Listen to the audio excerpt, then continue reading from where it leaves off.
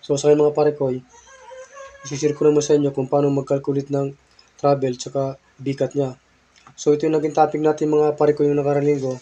Bali ito yung continuous niya. So bali yung naging topic natin ito mga pare ko, yung tamang degree niya. So bali ito yung nakuha natin na degree niya na 30.96. So sa ngayon, hanapin naman natin to yung travel niya tsaka yung bikat naman niya.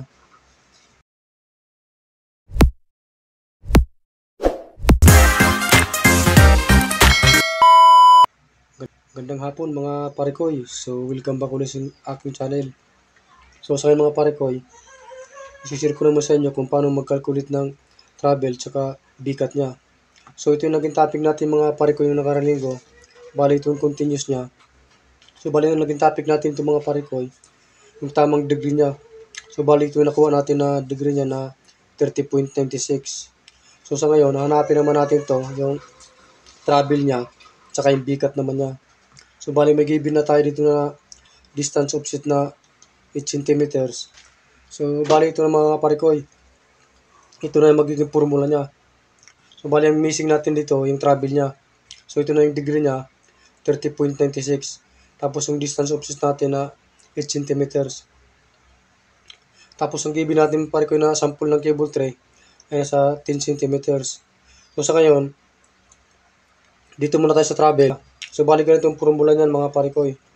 Gagamit tayo ng trigonometry formula uli. So sin tangent ang gagamitin natin dito. Pagdating dito mga parekoy sa travel, sin ang gamit natin dito. So travel, distance offset, bali ito yung mga parekoy yung distance offset. Tapos sin ng 30.96 degree. So sa mga parekoy, hanapin mo natin itong yung sin na 30.96 degree. So gagamit ulit tayo ito ng scientific na calculator para makuha natin itong yung sin na 30.96 degree. So bali ganito lang yung mga parekoy. Magagawin lang natin dito, i-enter lang natin itong yung 30.96 degree. So pipindutin mo natin yung sin, tapos yung 30.96. So bali na nalabas ng mga parekoy. Bali 4 digits lang kukunin natin ito, yung 0.514. So bali ito na yung parekoy. So travel uli, HCM, ito yung mga parekoy, yung distance offset natin na HCM over 0.514. So ang gagawin na natin mga parekoy, yung HCM, i-divide natin ito sa sa 0.514. So bali ang result niya mga parekoy, ito na yan, yung 15.56. So ito na yung magiging travel na mga parekoy, yung 15.56. So ito na yung travel natin, 15.56.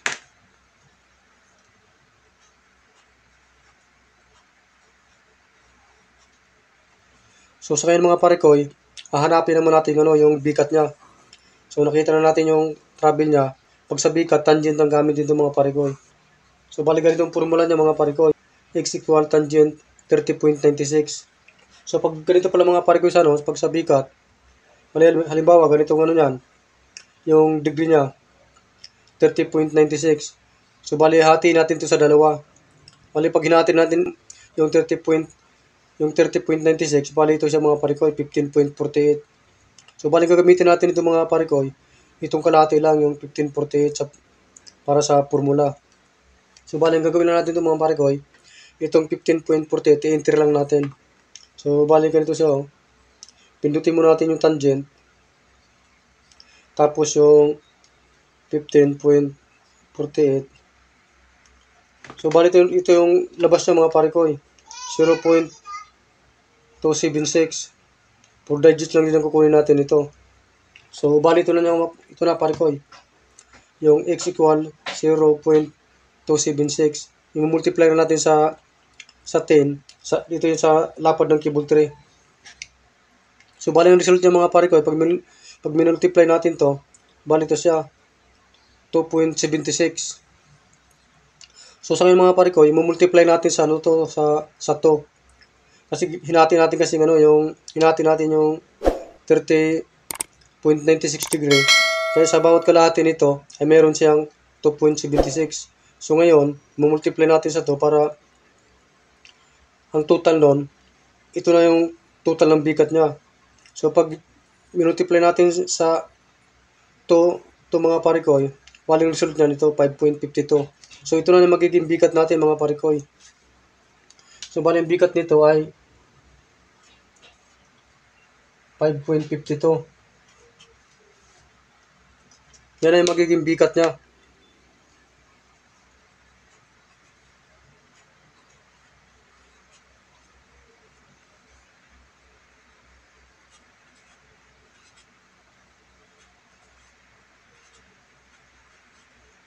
So bali ang bigat natin dito mga parikoy, ito na siya 5.52.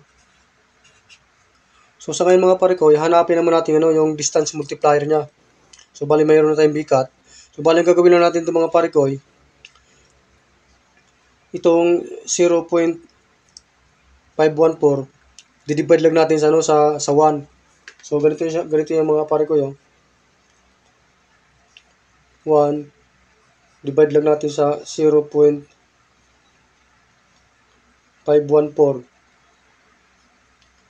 So bali yung result niya mga parikoy. So ito na yung magiging distance multiplier niya. Ito yung 1.945. I-check natin itong multiplier niya. Baling gawin lang natin dito mga parikoy, yung distance opposite natin, multiply lang natin dito sa 1.945. Check natin kung sakto yung travel niya. So bali yung HCM, multiply natin sa 1.945.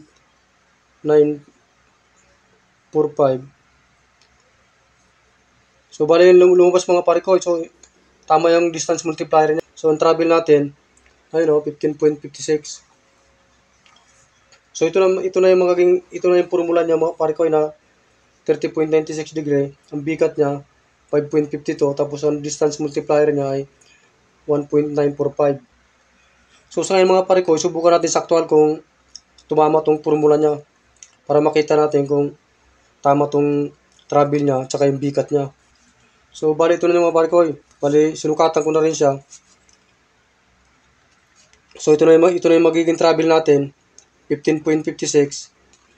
Ayan, magkapares ang sukat niyan dito sa taas at sa baba. Tapos ang bigat niya 5.52. Tsaka ganoon sa kabila. Dito sa bigat natin mga parikoy, walang problema. Kahit 5.5 ang gamitin nyo rito, kasi walang problema niyan. Pero pagdating sa pag multiply kayo sa ibang size ng cable tray, kailangan 5.52 ang gagamitin nyo.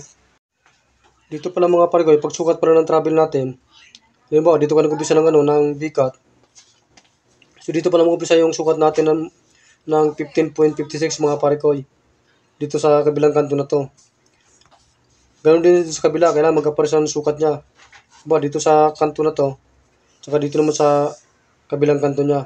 Yan ang 15.56. So ganon ang pagsukat mga parikoy sa actual sa cable tray. So sa ngayon, kakatingin muna natin para makita natin kung sakto siya.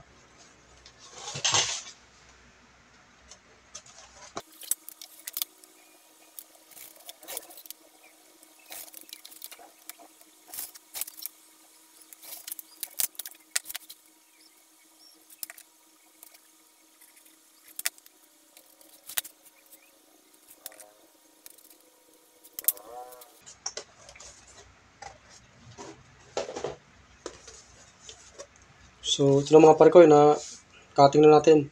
Try natin isukat kung tama.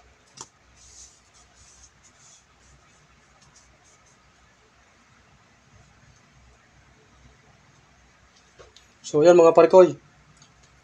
Sakto ang niya, yung travel niya, saka yung bigat natin. So ganun lang mga parikoy. Salamat sa panonood.